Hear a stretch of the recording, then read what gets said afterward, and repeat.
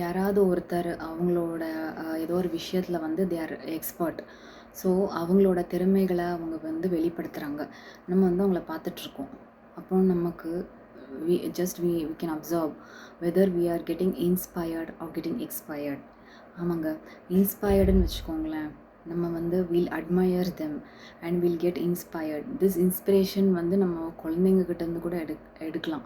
How innocent they are and how they enjoy the moment in which they are present. இந்த மாதிரி விஷயங்கள் வந்து நம்மளை இன்ஸ்பயர் பண்ணணும். அது மாதிரி இன்னொரு விமன் ஆர் மென் யாரை நம்ம வந்து அவங்களோட ஃபுல் பொட்டென்ஷியலில் பார்க்கும்போது let us get inspired by them. Okay, each of us are unique and we should never think in a negative way. நான் உங்கள் அளவுக்குலாம் இல்லை இந்த மாதிரிலாம் பேசுகிறது பார்த்திங்கன்னா actually it is a negative labeling. It is a like negative labeling. இது வந்து it will not improve your self worth உள்ளவங்க வந்து எப்படி இருப்பாங்கன்னா they are getting inspired from all people around them. Each of them they meet, they will learn to get inspired from them.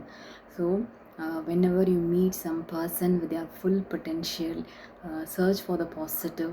அப்புறம் அவங்களோட நல்ல விஷயங்களை அப்ரிஷியேட் பண்ணுங்க. and also search for your unique ability and work on that and to improve yourself. Okay, இந்த inspiration வந்து உங்களை எந்த அளவுக்கு இன்ஸ்பயர் பண்ணுச்சுன்னு கமெண்ட்டில் போடுங்க. தேங்க்யூ.